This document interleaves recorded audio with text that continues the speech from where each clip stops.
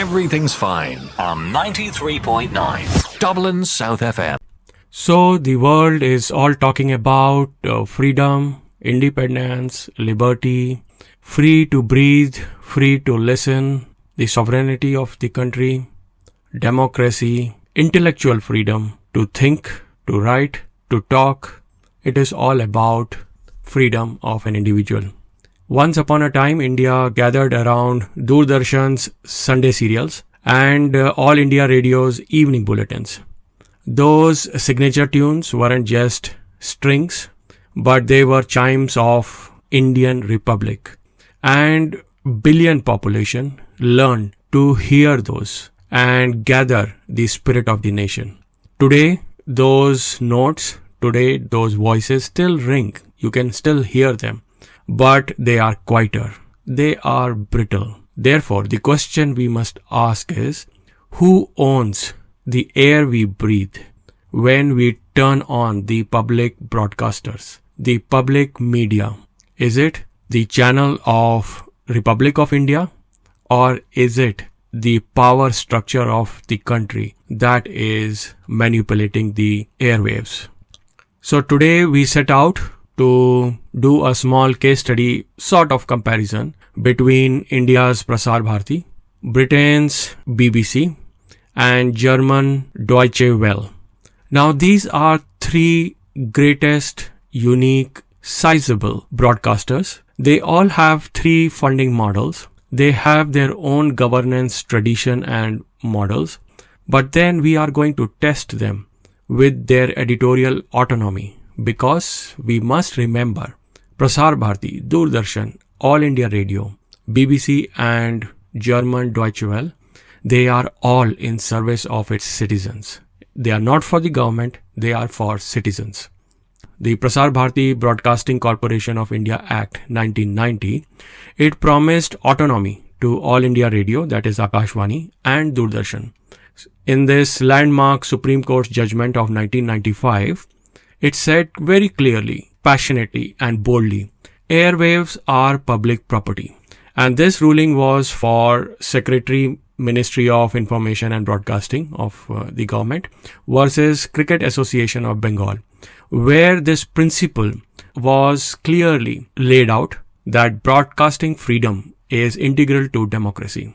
Yet, we are misplacing autonomy as just a speech in the parliament. But then we should realize that it is a structure. This autonomy is how our leaders are appointed, how the money flows into India, how complaints are adjudicated, how newsrooms perform, how the editors are able to say yes and no. And when this autonomy wraps around the institutions, this structure of the Indian Republic, the sound that we hear through the airwaves rings of independence.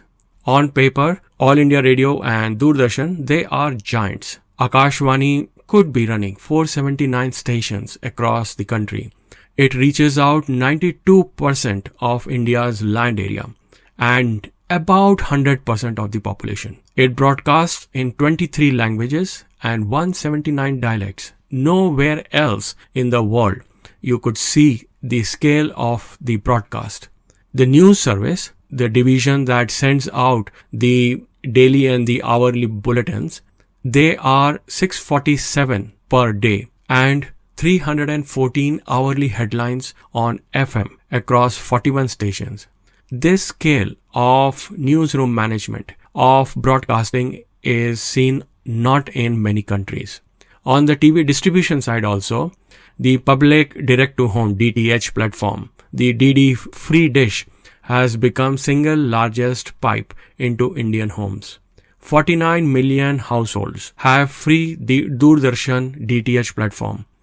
Any way you have a look at it, it's the heavyweight in Indian TV distribution. So these numbers are colossal, but we started with test of autonomy, and the test of autonomy is not by these transmitters, by the spread of the airwaves. It is measured in who decides what goes on air and why. Where is the truth that is being shared with the population of India? So there is a very nice report in the Frontline latest magazine in India. And it says that the former insider of Prasar Bharati have alleged a drift from the public service editorial judgment to becoming a centralized political management.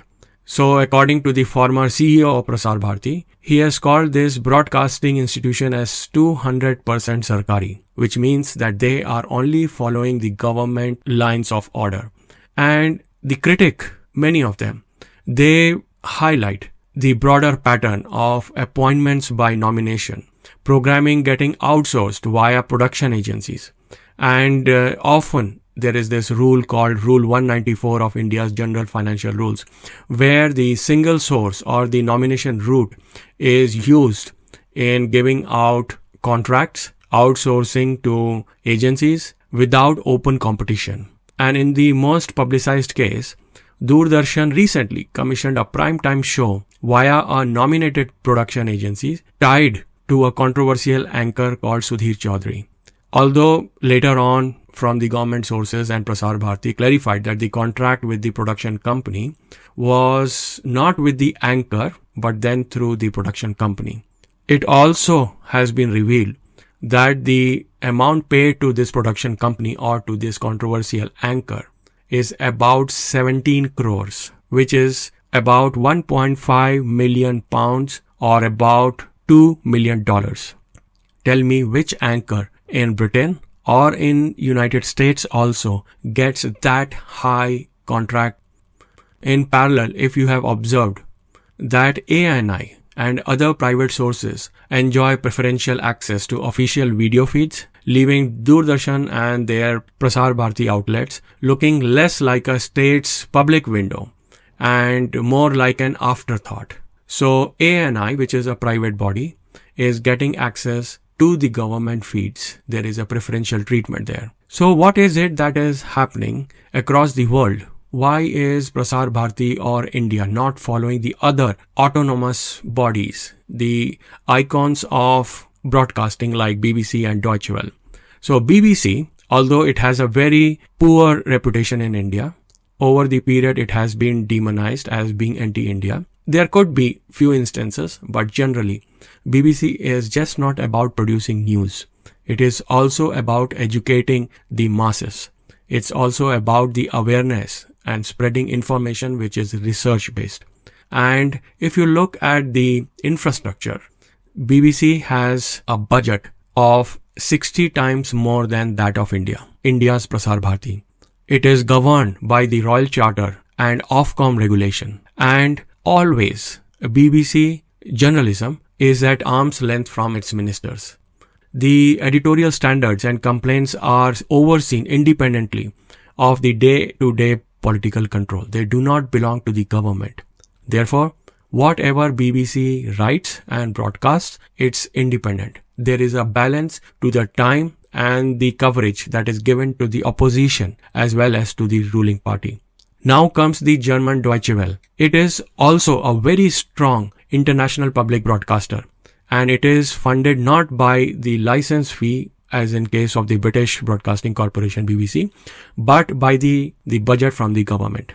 But Deutsche Welle is hard-coded by editorial independence through DW Act, which means that when 1600 reporters from across the world and more than 4,000 contributors make the editorial of DW, they have to follow the legal firewall. They have to follow the neutrality, the independence of the coverage. The editorial independence, despite coming from the government, is secure, is protected by the law.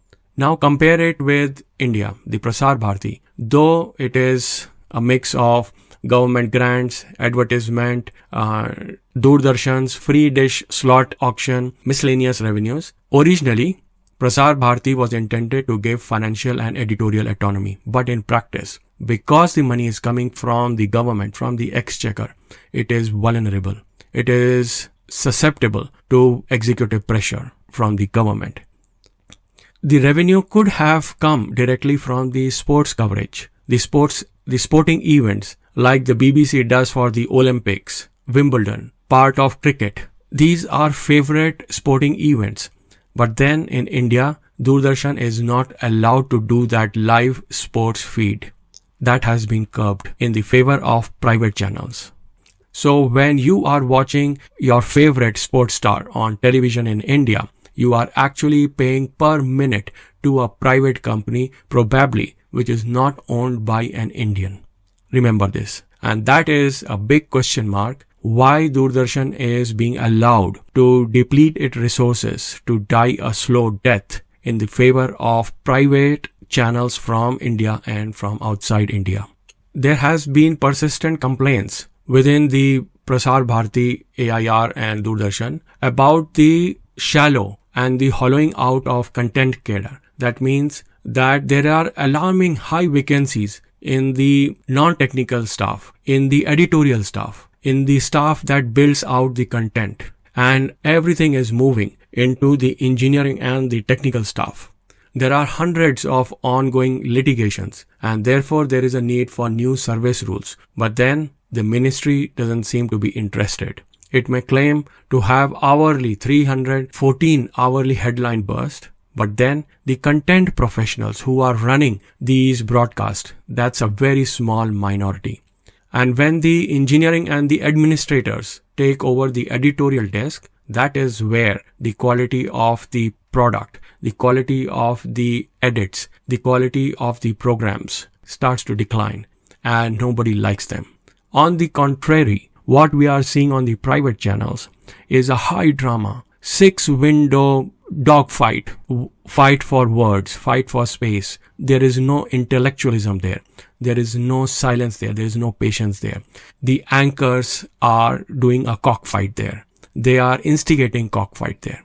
It's a shame that we are seeing those private channels as a national television. And why have controversial appointments like Sudhir Chaudhary without any tenders or open competition just because of loyalty? Question mark. And this journalist is not clean either legally. So here we are. India built a broadcasting empire that reaches more homes in more languages than almost any other nation. Yet, what was once a mirror of India's diversity has now become a mouthpiece of conformity to the government, to the ruling party's agenda. And that is where the problem is. We must understand that public broadcasting is never about entertainment. It is about vision. It is about national values. And it is about the voices of minority, of majority, of those in power, of those in opposition. Across the world, where the democracies have been standing the strength in time, they all have a strong public broadcasting system.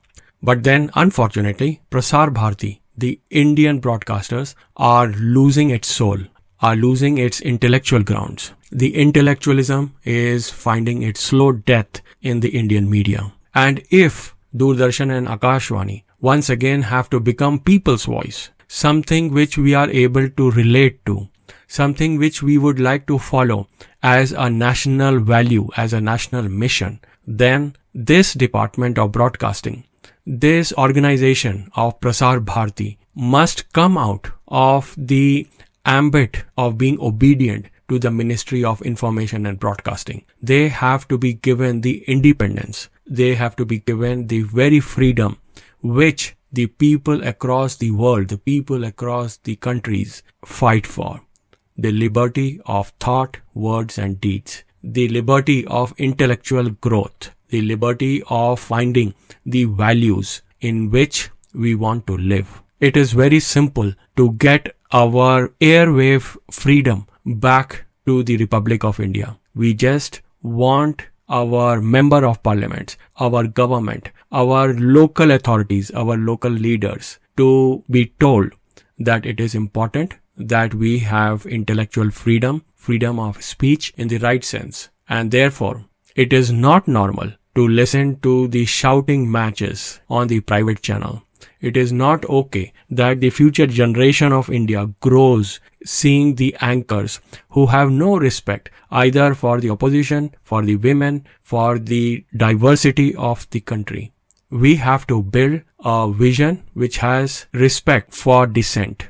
We have to build a broadcasting system which is able to bring extra thoughts into our system, to challenge the traditions or to protect the traditions of India, the very values which have kept India alive for centuries together. That is the necessity, that is the power of the public airwave that Supreme Court rightfully and with justification have told the Republic of India.